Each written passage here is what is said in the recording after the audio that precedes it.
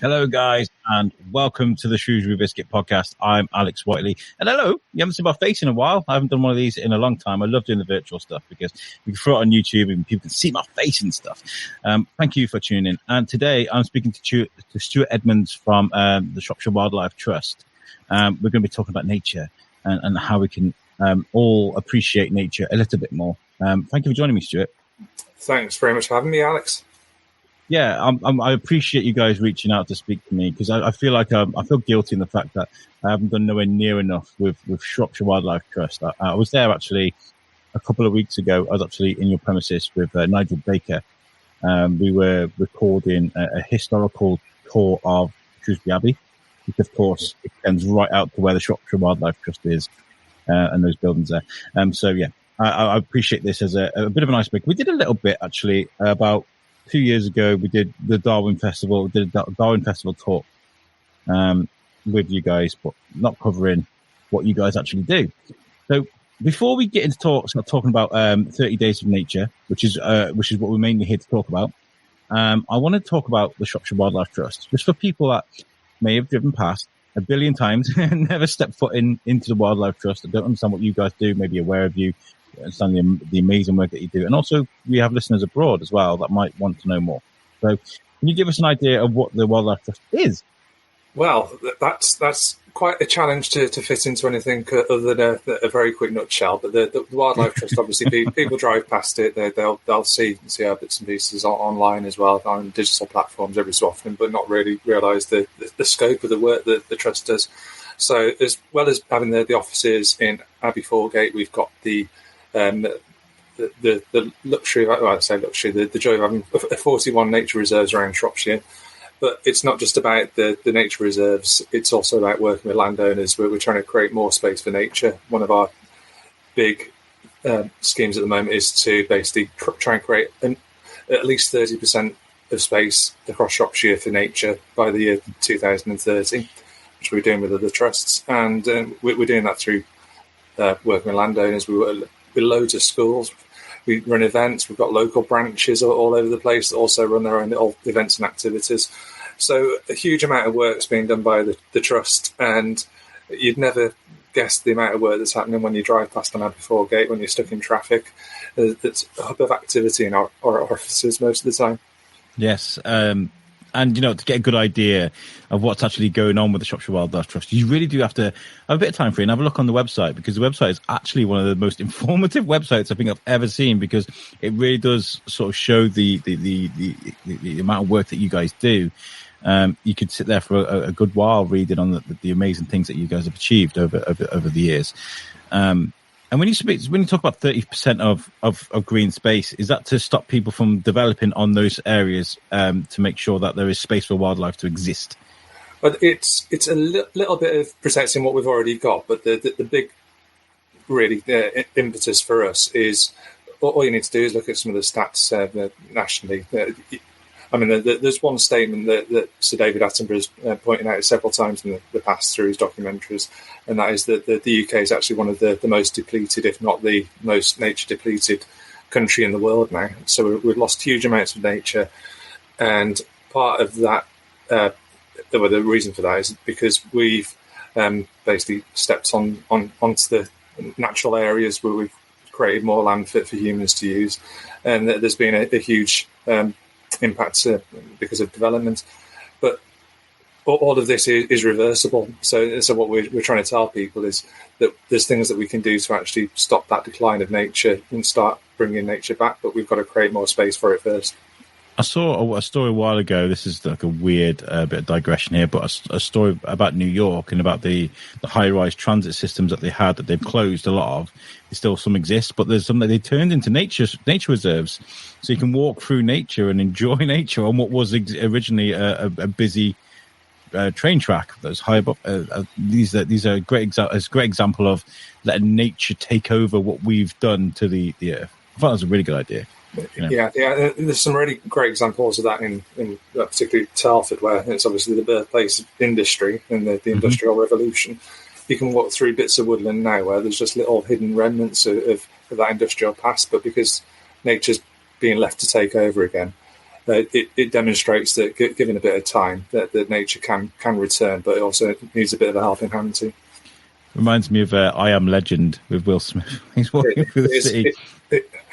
We're not getting back to the point of having roaming packs of wolves or anything.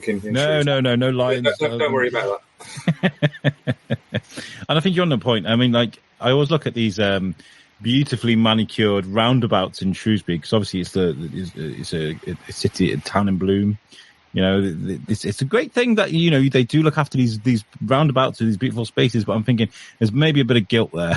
It's like, yeah, we're sorry that this thing exists, so we'll just make it look really pretty for, you know, but it's a good little, I suppose those little things are tiny, good little hubs for wildlife to exist. I don't know. Yeah, and that's definitely a message that we're trying to push more often now, is that even the smallest little space any outdoor space at all, can be made into a little wildlife haven by just planting a few wildflowers and things. So that those islands and particularly like roadside verges are really important for wildlife. And you drive past them, you don't even think of roadside verges as being anything important at all, but they're actually really good little wildlife havens. I was in Frankwell. I was sat in traffic, and I was looking at that big roundabout up on the top of Frankwell there, by the mount, and I was like, I could sit there and have a picnic. It's a nice space. You could go in there, you're hidden around by all the trees, and you could sit there and not know that you were surrounded by traffic, apart from the noise, of course. One of the greatest interviews we did at the Biscuit, it was last year. I spoke to Dr. Niall McCann. He's obviously one of Shropshire's champions of wildlife, National Geographic explorer, great guy. And we were talking about, I think at the time it was when the quarry was getting absolutely obliterated by kids leaving bottles of beer bottles, rubbish everywhere, and it was a great task force that were filling up bags and bags of rubbish every single day from what was going on in the quarry. And we were talking about how, and I don't want to sound like I'm attacking the next generation, because I'm really not. I feel like there is some work that needs to be done, but we need to do it positively without sounding like, I'm back in my day. But like seems to be a bit of a disconnect with the youth of today with nature. And I feel like that's really sad. Is this something that you've come across? Obviously you work in schools a lot. That's really, it's more noticeable now more than ever how disconnected kids are. I mean, like from my point of view, I spent probably 90% of my summertime, whenever I could, outdoors playing. Go and find a stick. Yeah, anything, even a stick. Yeah, that'd be enough to entertain me for a day. I wouldn't recommend that you go around hitting people with sticks, but that's the sort of thing that we used to do. Is it sword fighting with sticks and just even making dens in the woods, and it's just all these little simple things that. Not only was it good fun for us, but now looking back, it was actually really healthy for us, because we spent time out with, obviously, getting loads more fresh air, loads more exercise. And that's one of the key things we're trying to get people to reconnect with nature, is that we want people to be healthy too. So it's not just that we want to protect the nature, we want to protect other people as well. They need to be out getting exercise and fresh air and not being locked away constantly. Absolutely. It's great for your mental health. It's really, really good for your mental health. One of my favourite places, obviously, because it's right on our doorstep, is Attingham Park. I love walking through there. It's such a great space. It really is. I think it's massively underrated. People go, Attingham Park, go there all the time. But actually, it is one of the most beautiful places. I mean, I've travelled all over the place. I mean, lots of people have. But, I mean, Attingham Park, for me, is one of my favourite spots. You can see it. One of my favourite things is to try and listen for the woodpeckers and stuff, you know. And I was walking with my 17-year-old kid, and I made him stop and listen. And this is a kid that's used to, you know, blasting Fortnite every night and, you know, not being involved with nature and stuff. And he actually really enjoyed sitting and listening for this woodpecker, which is just a nice thing. So I like to think I've done my part there. And that's all it takes is just those little simple things, that just taking time out for a minute or so and just listening out, and suddenly that's all it takes to reconnect with nature. But actually, you've really got to make the effort to do it, and that's what we're trying to encourage people to do. I don't mean to bring it up, and I know it's kind of in the distance, but people still to talk about. But the lockdown nature was really embraced by people during the pandemic. People just got out walking, bird watching. There's lots of stuff going on in their gardens and stuff. Do you feel like that has been a catalyst for a lot of people getting involved with nature? Is that something you've seen? There was definitely a huge the increase in interest in nature over the last couple of years was pretty mind-blowing. But what became really apparent was the fact that for the first time that people actually had time to, if they're working from home, they're unable to go out and do the things they'd normally do. Suddenly they're maybe sitting in the garden, they suddenly realise, oh, it's quite nice actually just spending 5 minutes sitting in the garden listening to the birds. And people just hadn't thought about doing that for so long, and it gave people that not everybody, but a percentage of people were getting out and connecting with nature in ways that they hadn't done since they were kids. And that's definitely something that we need to keep the ball rolling. So it's very easy to slip back into the old routines, isn't it? And I could be guilty of it myself if... we all have. I mean, I think society's been like a coiled spring, and then as soon as we were allowed to do what we were normally supposed to do, everybody was out, doing their thing. Okay, let's get back into this. Yeah. But one of the things we saw, and this is to talk about what you guys offer on your website, the list of great nature reserves that you guys look after, and you list great places where you can go walking. I feel like that's a great thing because everybody just kind of sort of moved into the same spots during the lockdown. Cardinal Valley is a great example of just cars just piled up, and walkways getting damaged by so many people being out there and stuff. Whereas like your website offers a variety of nature reserves that people can go and look at, just to spread people out a bit. Let's go somewhere different. Let's not all go to the same spot because it could be quite damaging, can't it? Yeah, particularly if you're going somewhere for some nice peace and quiet. Tranquility, listening to the wildlife, you probably want to go somewhere where there's not 1,000 other people. Yes. So, yes. And that's the joy of Shropshire, is that Shropshire is one of the most rural and greenest counties in the country, and there's loads of spaces for people to go to. And I think it's really important that people realise what a special county Shropshire is as well. I mean, I'm Shropshire born and bred, so I'm slightly biased, but there's probably about a third of the number of people living in Shropshire than we've got in neighbouring Staffordshire. But we've got loads of space for people to go to. It's just about raising awareness of where those spaces are so they don't become overcrowded. And I feel like, being out in nature, it kind of just encourages a bit of empathy towards nature as well. When you get out there and see the beauty of it all, you're less likely to go around kicking things and knocking things over and not having any care for it. Which I drive to. I commute from Shrewsbury to Telford for my job, and so I go through the back roads and through Buildwas into town that way, into Telford that way. And when I'm driving along, I'll just see like rubbish strewn into all the hedges and stuff. I'm like, why would anybody think that I've got this Coke bottle? My first instinct is to lob it out of my window because F bloody the wildlife. I don't care about it. That just seems like alien to me to think about. I don't know. Procrastinating. It's depressing, and it obviously has a negative impact on the wildlife. But even for you driving past, you're thinking, well, it just looks horrible, doesn't it? It's not particularly inspiring. It's not the first thing I'd think of if I had something in my car. I'd be like, oh, wait to put it in the bin. I guess. And I got to say, I must have sounded like an old man. We're planning a trip to America next year, which is going to be great. We got family out in Miami, which is going to be good. And I was chatting to my wife. She's like, oh, we're going to go Disneyland. And I was like, that's a little bit of me died inside because I kind of hate all tourist trap places, which is good. If I've got a 7-year-old kid, and if I didn't take him to Disneyland, I am the devil. I am evil and incarnate. Yeah, you can't go to Miami and not go to Disneyland if you've got kids. Well, my first reaction was, hold on, America's got loads of great country parks and stuff. Nate, why can't we do some of that? And she was just, they were like, what? Let's just go for. Yeah, it's just a weird thing. But, you can mix it up though, can't you? Yeah, well, we will. I'm sure we will. Say your trip to Disneyland, go and have a look at the Everglades. Yes, yeah. There's ways around it. Get at both worlds.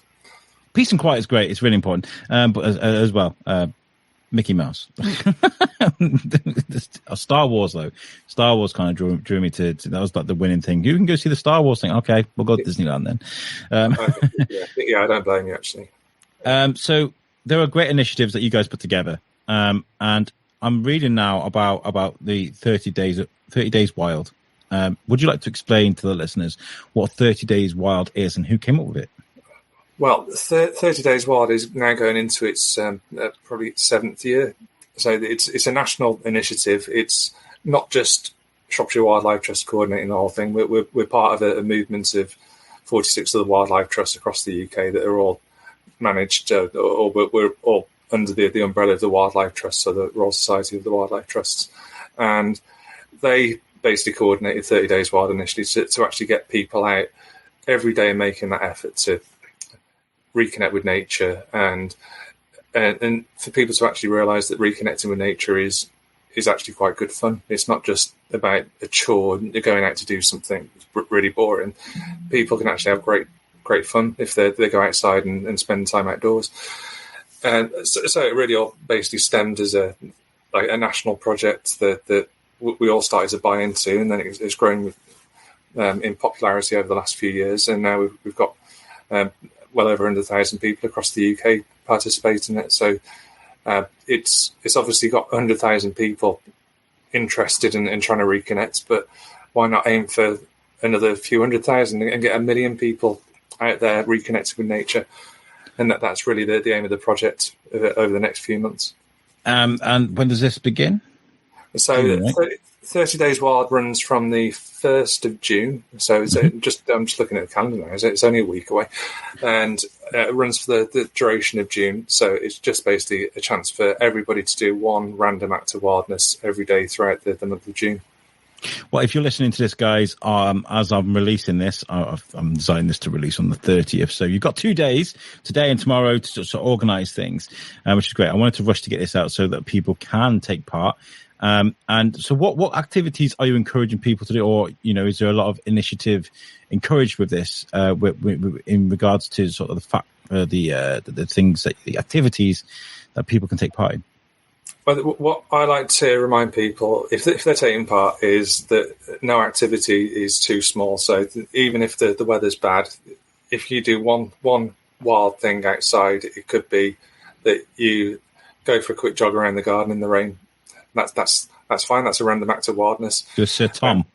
It could even raise money. So that there's really tiny little acts that people can do. They can also go out, and it's about like going for a hike, getting some exercise every so often. You can go and explore other places.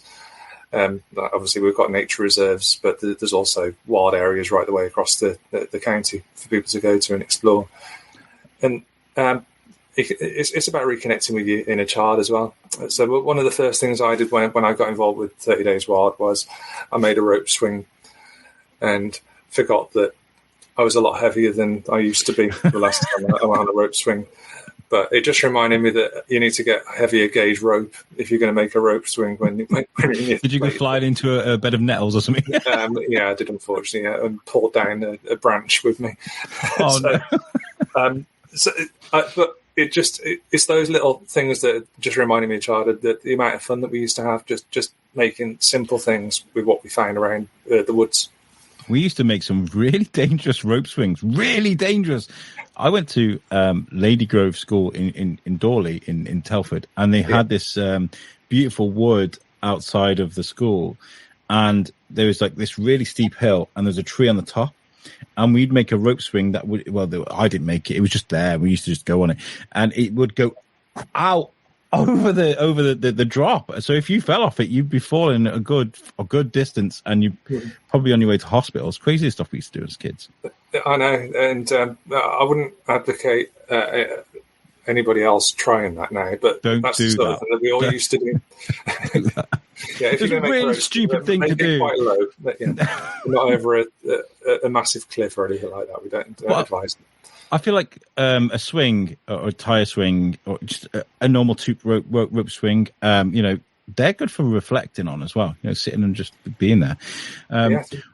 What came to my mind thinking about something like this is you mentioned Sir David Attenborough, absolute hero, love him to pieces. I'd love to see people bring out the Attenborough, create your own little mini documentaries. Yeah. As we see the squirrel jumping on the bird table, which was made for the birds. Things like that would be great.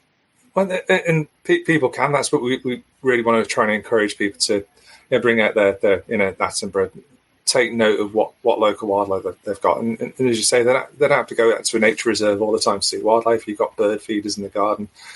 That's going to attract squirrels and things. And people could just, that's, as far as I'm concerned, that's an act of wildness for the day that they've sat there watching the bird feeder from the kitchen window. And they could even film those. Yeah. So I would challenge people to see as much wildlife as they can, because there's so much wildlife in Shropshire that people don't realise we've got. Beautiful wildlife as well. Where I work in Telford, I'm lucky enough to have a nice garden, and I wouldn't ever consider myself to be a bird watcher. I've never have been. I appreciate them; they're beautiful. But there's like loads of wildlife going on in our garden. So I'll step outside and I'll be, getting some air and stuff, and there'll be like a robin that'll walk up closer and closer to me, and I'm kind of like, yo, what's up, Rob? I'm kind of really starting to connect. It's just a weird place to reflect, but but that's what happens. I think the more time you spend, it's like having neighbours, really, isn't it? You start recognising their little routines when they come down. Like robins, they're fairly bold and not tame exactly, but they'll come down and watch you top up bird feeders and wait for you, and often start tweeting at you to speed up the process. They can get a good meal. And, you forget sometimes that we are in the wildlife's world. They're not in ours, and we are encroaching on their space. And I remember I was in work again. I must have work on the brain. I've broken up from work now. I've got 2 weeks off. Why am I talking about it? Anyway, I was sat in the office. I heard this thud, and a pigeon had flown into one of our windows. And there was this like bird imprint on the window. Yeah, like the angel imprint. Yeah. And this bird was like flapping around. It was dazed. It got up. It was like a little bit dizzy and then flew off. But you realise that, when we talk about things like buildings and cars, roundabouts, these things like us, we are like in the way. Like these guys are just trying to live. They're not like, oh, I'm not going to go down that road today because it's rush hour. Really busy. They are completely oblivious. They're just trying to live their lives, and we've got to try and make things easier for them. Yeah, and that's where people really underestimate how important gardens are. And I mean, a figure that shocked me was to learn that the garden space across the whole of England is a good 20% more than what all of the nature reserves combined make up. Wow. So garden spaces, again, they're really good nature places if they're managed properly for nature. I was on Twitter earlier, and I'm going to swear now, but I'll bleep it out just so you understand what I'm talking about. But there's a movement at the moment going on Twitter called lawns, right? I don't know if you're aware of this. I don't know. And it's basically, there's a movement against AstroTurf being used in gardens because it's really damaging to the environment. Obviously, you're not going to get earthworms, you're not going to get creatures and things enjoying the grass.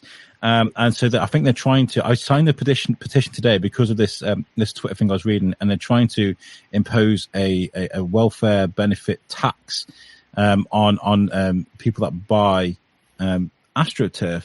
Just because it's damaging towards the environment. And you're saying there's 20% more garden space than there is nature, in general.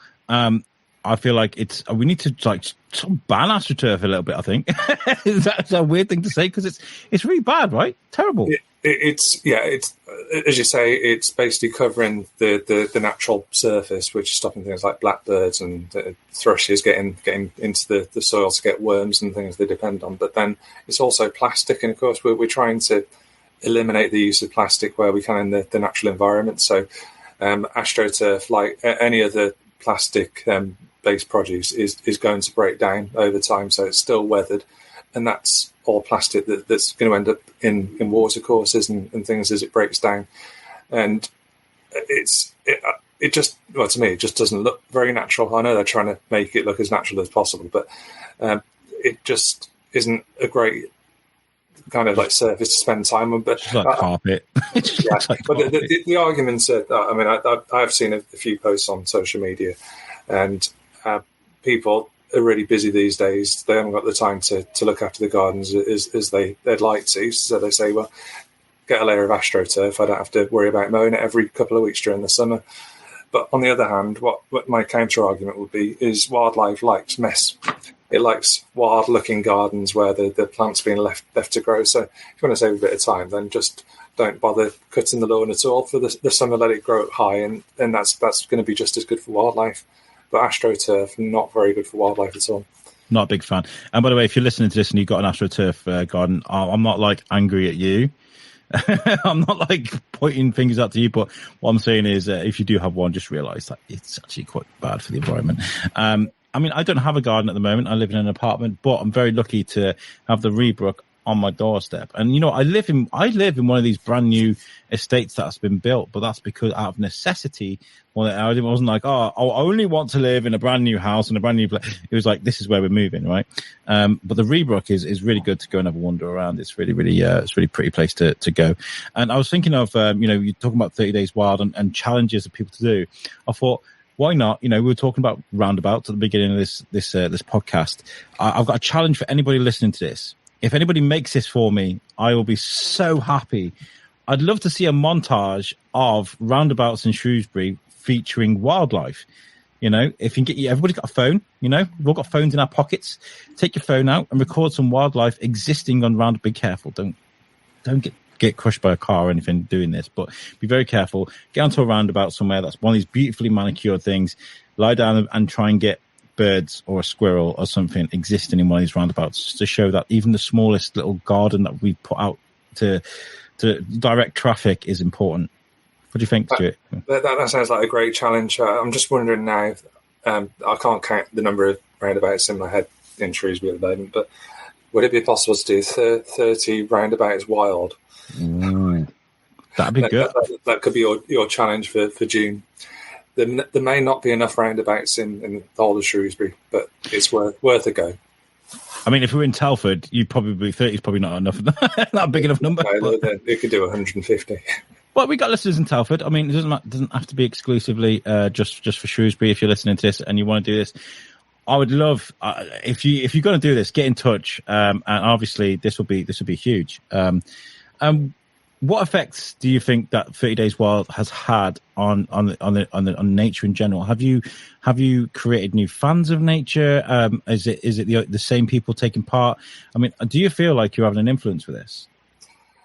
Yeah, I think we've definitely seen there's more and more people year on year getting involved, and obviously we could end up preaching to the same audience. So that once we've got some people involved, they're likely to carry on doing it year after year, and it's something that families love doing, and they look forward to doing 30 Days Wild. But I think the big message really, other than getting people reconnected with nature, is the fact that the more people that are reconnected and care about nature, the more people there are that will take action to protect it and speak up for nature. So that what we tend to see is that there's the knock-on effect. So if we're involved in national campaigns, that I won't get too political now, but we'll be pushing for a stronger Environment Act within Parliament. And we can have a much louder voice and have much more impression in influencing the government if we've got 500,000 people behind us signing petitions and supporting our work. And it's the simple steps. It's getting people involved, and then they're much more likely to care about nature, get passionate about it, and start to take action to protect it.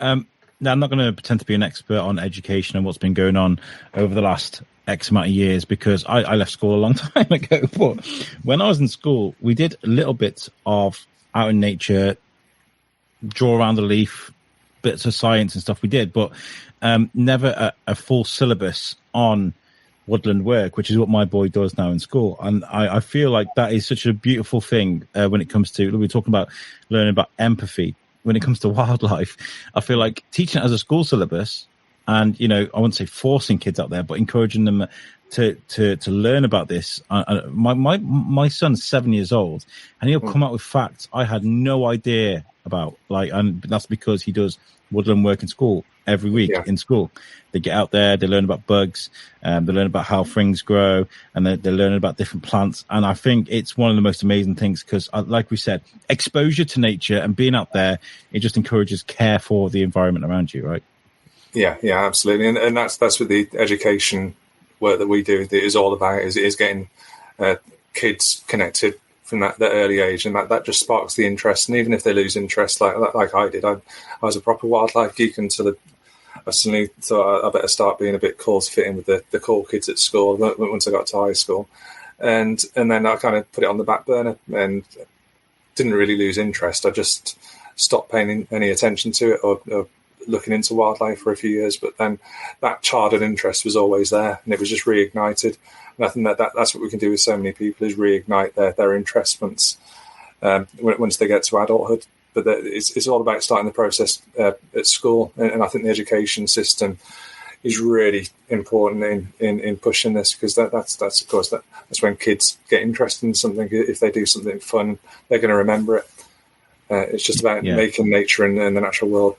It's something to enjoy too. It's not just something to protect. It's something for everybody to get out and enjoy. My kid came up with something really. He said something really. He's really terrified, actually. The other day, he was like, "There's a kid in year 6 that follows you on TikTok," and I was like, "Oh, it's more the fact I'm being judged for being, I don't know, But I do take snippets of the other podcasts, and I do share them on TikTok, and they do quite well. People enjoy them. And I was thinking, the younger generation, I'm looking at these guys to. Like when you talk about terraforming, bits of urban areas into nature reserves and stuff. I think that's a great idea. I want to see more of that. I would love to see some derelict part of a town or a pit, and it's just overgrown in a manageable way, of course, in a safe way, but a way of nature taking over what we've done, the scars on the planet. I'd love to do that. So if you're listening to this and you're young, let's have more of that, please. Absolutely, yeah. I'm being very demanding today, aren't I, Stuart? Not at all. I was going to say motivational rather than demanding. Hopefully, we have a dream. How can people take part in this challenge? And is there a link or anywhere on the website that they can look at? Yep. So I should have said this earlier, because you get freebies. That's the best way to. All right, to sign me up. So go to the website, Shropshire Wildlife Trust .org.uk/30 days wild, and on there you can sign up for a pack that takes you through to a sign up form, and you get loads of downloadable goodies and resources, like a calendar that you can download so you can log all of your wild activities over the month, and there's loads of things on there to inspire and hopefully give people ideas, because it's quite a challenge trying to think of 30 wild things to do over the month, as I've found out in the past. Sometimes start struggling a little bit, so people can go onto the website and get some inspiration, hopefully, for things that they can do. I really like this roundabout challenge. It's in my head now, and I'm in Greece for the start of this. But I do know a very talented filmmaker who was part of the Biscuit. So maybe.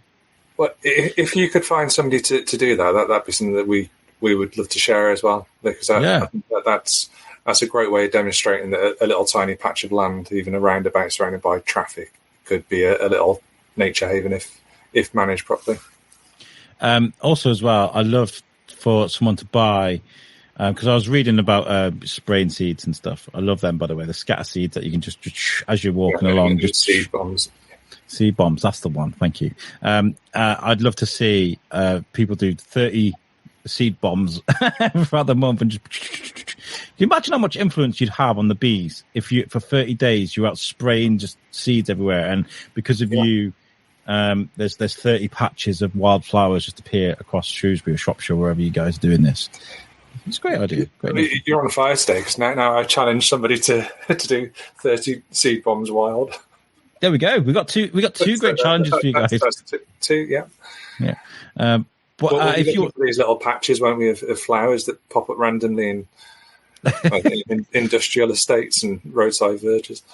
Don't go to your nans or whatever, you guys, if you listen to this, and just flower bomb her perfectly manicured garden with wildflowers. That's probably the way she likes it, what I'm saying, like, get out in the wild, these walk paths that are just bland grass. I just do it. I think it's a great natural way of graffiti. I don't care about your manicured this, that, and the other. But don't do it to your nan's garden. Do it to the walkways. Not without permission.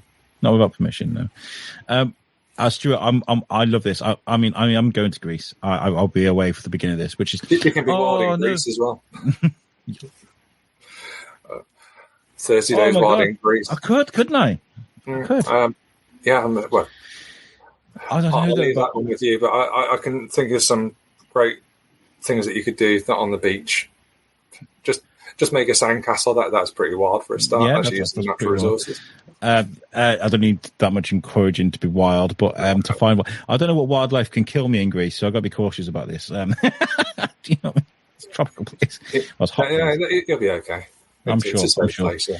If you guys are going to take part in this, please get in touch. Send us a message, what have you. I'd love to hear off you. I'd love to know what your efforts are. But also, Shropshire Wildlife Trust would too. Is there a hashtag for this that people can include on their social media? Yeah, so we ask anybody participating in the county to at least tag 30 Days Wild, and so we can track what everybody's doing, so we can share as much as possible. We'd also ask people to use the hashtag SWT 30 Days Wild, and yeah, we can just basically see all of the fun and chaos that people are hopefully having or causing across the county. Okay. I'm writing that down because I am SWT 30 Days Wild, right? Yeah. Because I'm editing this literally straight after we finish because I've got to get ahead of things.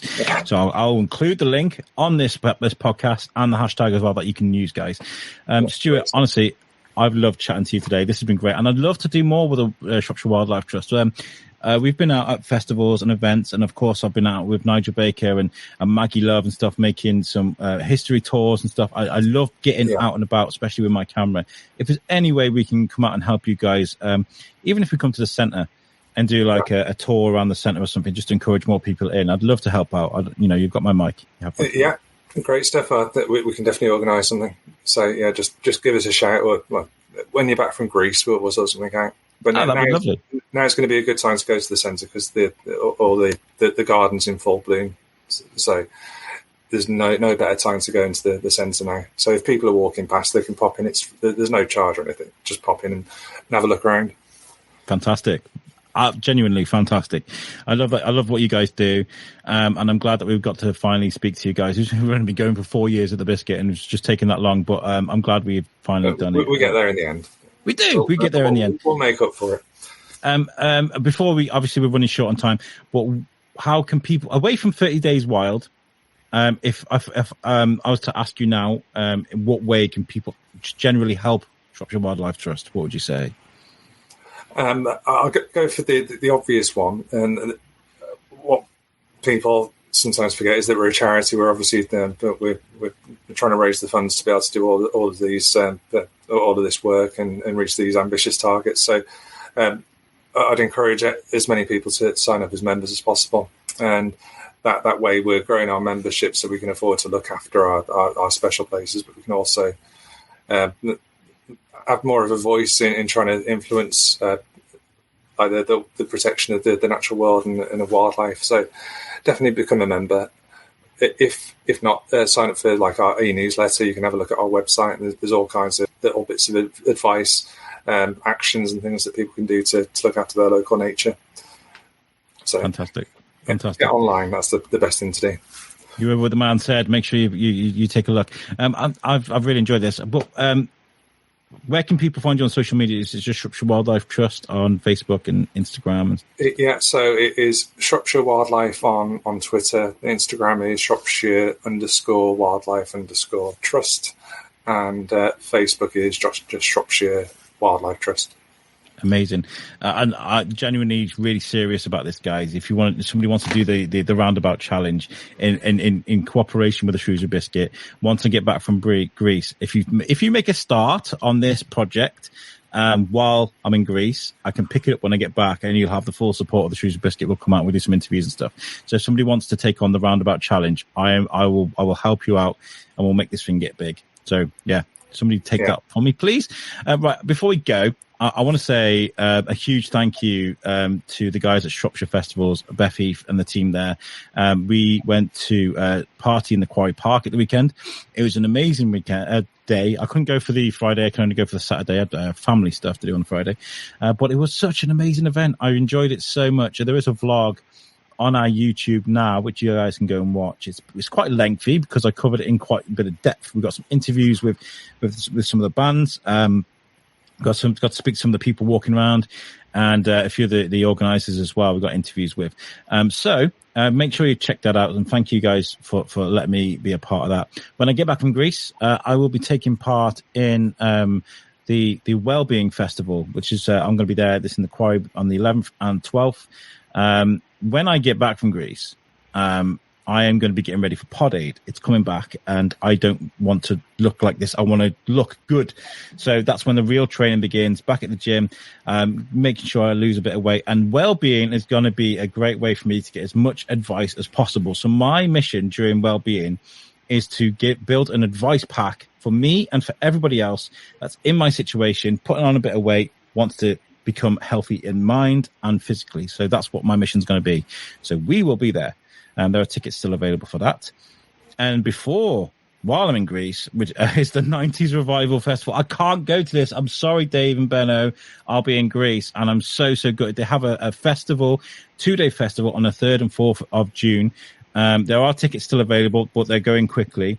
If you like the great vibes that the 90s Revival throw out during their sets and during the bits that they do is so infectious. And there's something for everybody there. And it's not just a 90s Revival. There's East 17. There's all of the 90s sort of dance groups that were available, when it was the 90s. Oh my God. So there's lots there. So go to the 90s Revival website and book your tickets now. Sorry, I had to do all that bit just for my friends out there. Stuart, you've been amazing to talk to. Thank you so much for coming on. Thanks for having me along, and hopefully we'll get some exciting updates on roundabouts gardens over the next few weeks. Oh, right, brilliant! I love it. Well, thank you so much, Stuart, for coming on the show today. And feedback is always welcome, guys. Just get in touch on our socials. We're on Instagram and Facebook, Twitter, and we're on TikTok as well. I like to cut up these little bits and send them away and put them on there. So you're more than welcome to get in touch and let us know whether the things are good, whether things are bad, and what you've been up to. So we'll leave you now. Thank you, Stuart, for joining me. Thank you. We'll catch you guys next time. Peace out.